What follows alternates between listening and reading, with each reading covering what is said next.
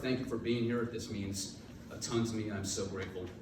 I had all these notes prepared here, and I think I'm just kind of go with what feels right right now. So give me some grace as I go a little bit from the hip, but I feel like there's other things that need to be said that I didn't already have here.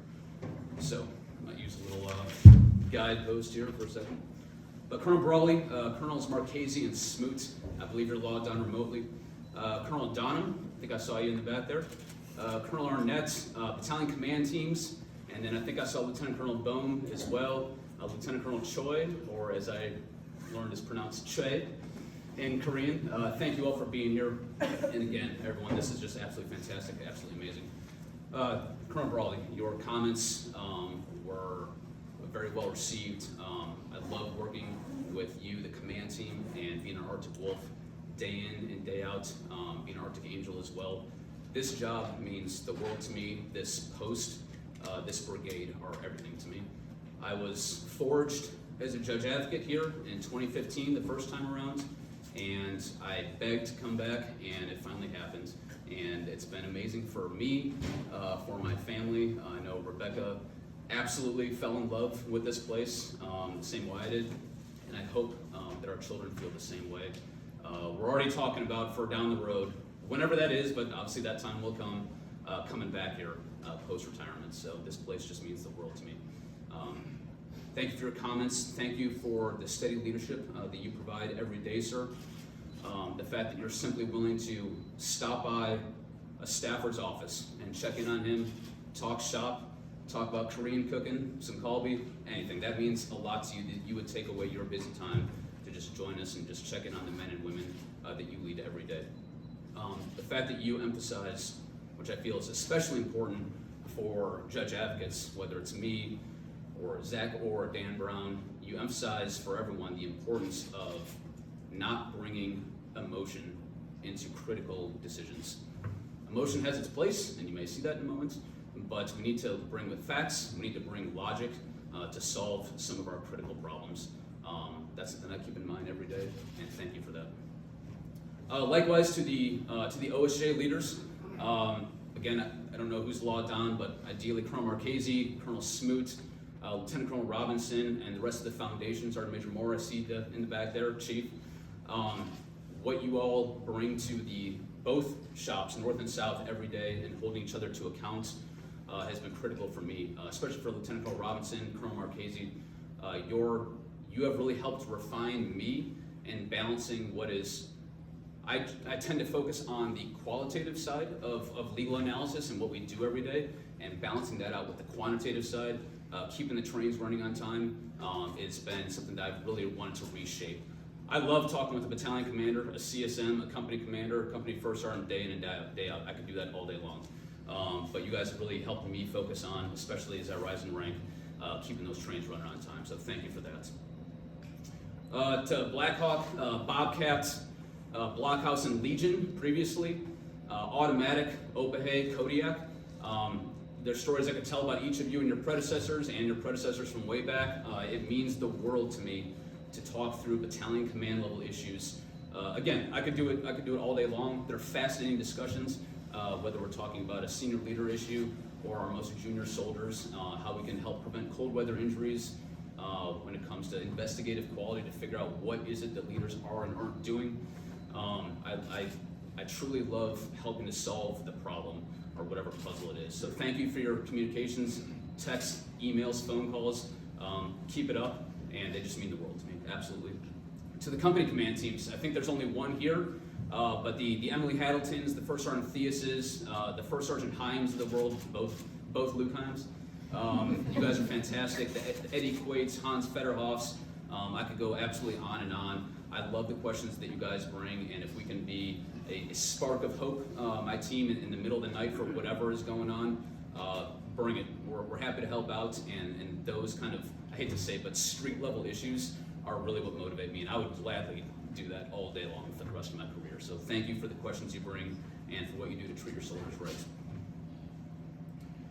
For the leaders and mentors over the years, starting prior to becoming a judge advocate, prior to going through what's called the FLEP program, Funded Legal Education Program, There's so many people I could even point to in those years, but especially I want to thank my chain of command at the time, current ranks, if they're not retired, Lieutenant Colonel Greg Sandifer, Colonel John Dijon Batista, and now General James Rainey, supporting me in my request to become a FLEP without reservation at all, knowing that I think I was doing okay as an armor officer, but I felt like my career lied elsewhere. So thank you, gentlemen, and for your NCO support teams as well. Just means the world to me. I keep using that phrase, but it's absolutely true. And then since becoming a judge advocate, I can name dozens and dozens and dozens of people, but I want to focus on the leadership at the Office of General Counsel recently, as well as my SJAs over the years. So most notably, the Honorable Carrie Ritchie, an absolute pleasure to watch how she navigated advising the Secretary and the various highest ranks, military and civilian, of the Army was just amazing to watch. She set an incredible example and the right culture within the OGC community. General Escalier and General Arisman, probably my two favorite judge advocates that I've ever served with, Susan Escalier and Terry Arisman. I would follow them to the end of the world. I loved their different approaches, the different ways they led offices, and shows that two very different people can lead a successful office and set amazing culture and provide advice in the right way as well. So the two of them are incredible. Colonel Corey Young, Colonel Bavarnik, Colonel Christensen, previous SJ here years ago, Colonel Bennett, Colonel McBurrows, Colonel Satterfield Scott, and then of course Colonel Smoots, Colonel Marchese, Lieutenant Colonel Robinson, and the rest of the foundation. Each of you have played a role in my own development, helping me through difficult times, helping me realize where it is that I can improve and my team can improve, and thank you for everything you've done with that. Okay, to my team here, to Dan Brown, to Zach Orr, to Staff Sergeant Rodriguez. We've gone through some tough times in our office, and you guys just keep rowing. You keep rowing. I know, Zach, you're brand new to the team, but already impressing me. Dan, you got a ton on your plate, and I'd love to see how all of you are developing and keeping our team above water. Honestly, it's incredible to watch. Sergeant Rodriguez, you set the perfect example of getting the mission done, but in a proper collegiate way every day, where we treat each other right. And that's the foundation of it. Building trust and leading with character. And without those things, the office just falls apart. So thank you to all three of you, and to our team members here. I see Sergeant Warner and Specialist Colby. You guys are absolutely fantastic. Okay, hard shift. It wouldn't be a Tom Burnham speech if I didn't catastrophically mess up some family member names. So let's try to avoid that, but buckle up. All right, to my brothers, David and Brian, the fact that you all make the effort to come and see me and the Burnham family, no matter where we are, traveling thousands of miles, whether it's down to Fort Polk at the time, coming here, Hawaii, that means a ton to me. And through all of our personal ups and downs, or our collective ups and downs between the three of us, I love seeing that we three are here today. I know that, I think I see Mom right there, she's watching. I can only imagine she's smiling my eyes, that's gonna be worse.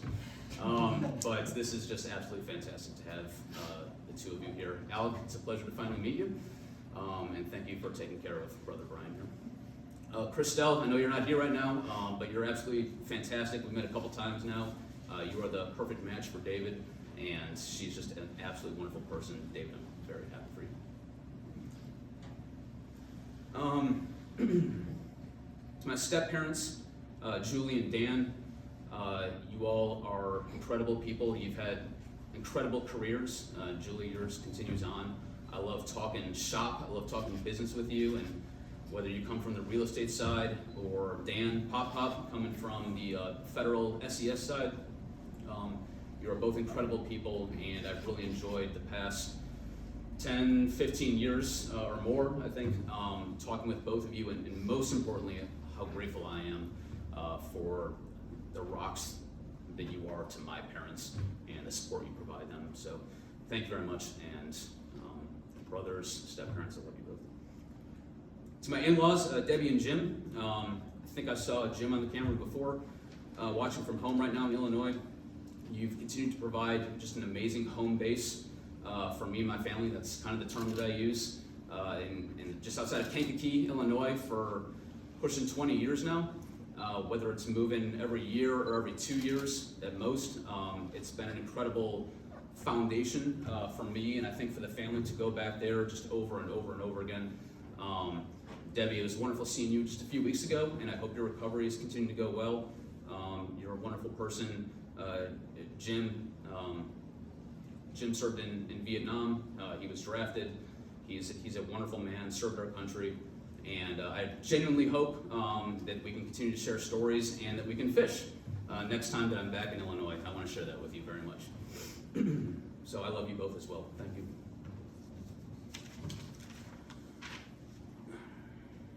To my parents, my dad, mom, you both have supported me since day one. I can only imagine what kind of doubts were going through your head when that whole ROTC thing started years ago, whether you thought that would actually come to fruition or would fizzle out, I don't know. Part of me suspects the latter, and that's okay if that's the case, but either way, you supported me, and the foundation you provided to me over the years, and the two of you love me in very different ways, very different people, and you provided different aspects to my life. I think aspects is the term that my mom would use to develop who I am and that I can pass forward to my children to this day. So I love you both very, very much. Thank you for being here.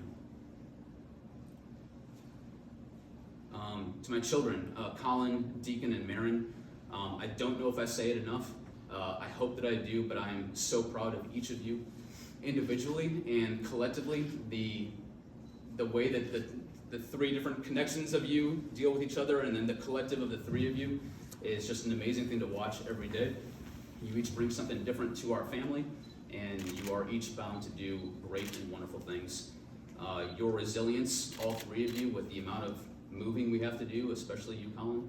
I think we're pushing move 10 coming up here, is just incredible. I can't imagine going through anything like that as a kid. And I've talked with your brothers, I've talked with your grandpa, and we all agree that is a monumental thing to go through year after year.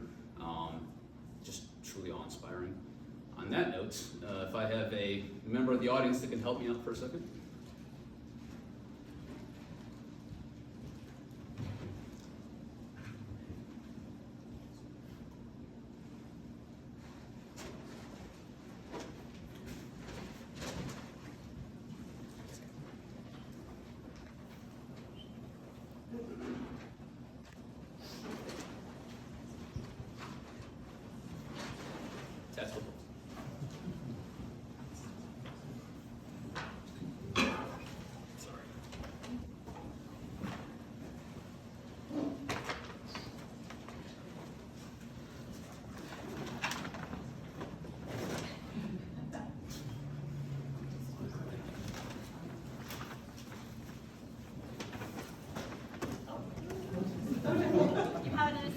That's right, America will fight on. All right.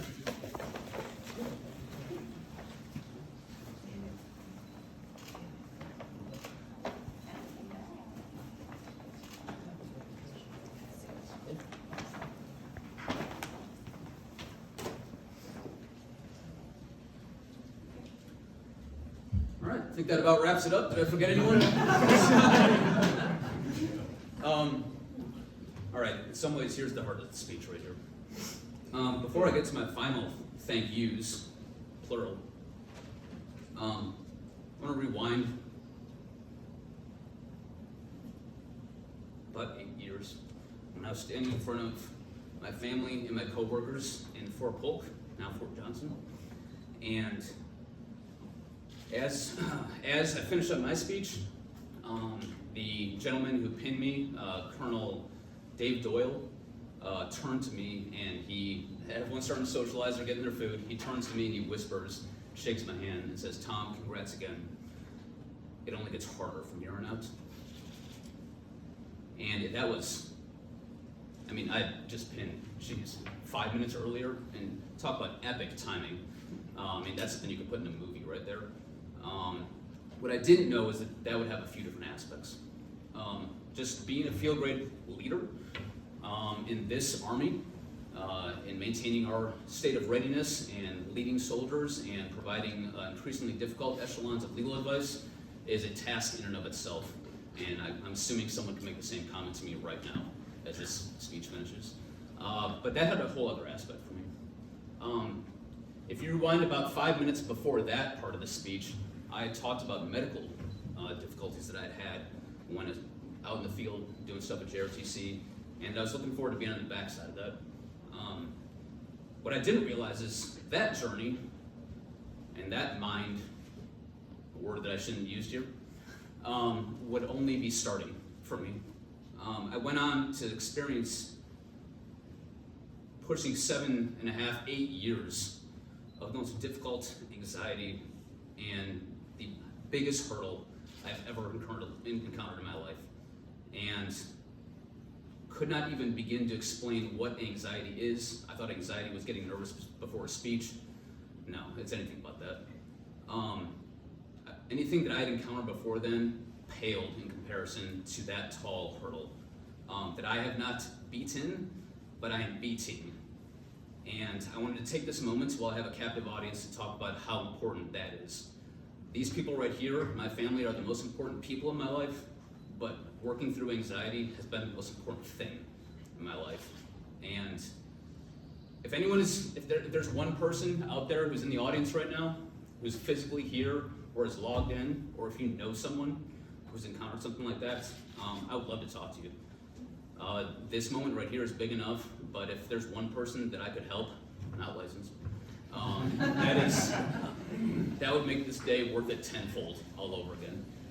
I may have something to offer. So on that note, for my penultimate thank you, I want to thank a gentleman named Mr. Sean Kassam, who I have never met, and I probably never will meet, but the tools that he helped me discover in myself were and are invaluable. So thank you, Sean. I wish you the best. You are truly the real OG of anxiety recovery. Thank you. Finally, to the woman who stood by me through all of this, the highest peaks, the lowest valleys, especially the latter. Becky, I'm so grateful to you. You're just an absolutely wonderful woman, the rock of my life.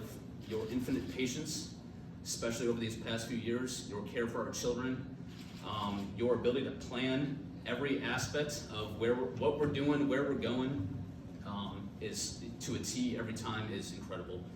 I don't know that it's proper for a lieutenant colonel to underwrite a colonel's comments, but everything that he said about you, I'm gonna accept some risk right now and underwrite those comments. Could not have said it better, but you are beyond commendable with everything you've done. I love you very much.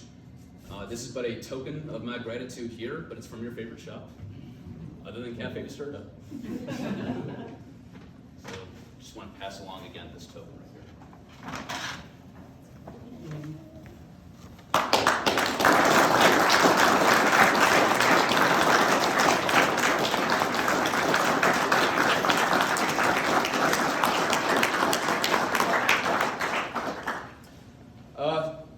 Sir, team, family, on that note, it's been an honor to advise and to continue to advise the Arctic Wolf teams, to work with the OSJA. Again, this brigade, this post, have been more impactful on me than anything that I have experienced and I think I will experience in the Army. And that's largely due to the people that I serve with here, including you all. So thank you again. Please enjoy the refreshments. And back over here, Fight Like a Wolf, Arctic Angels. Thank you.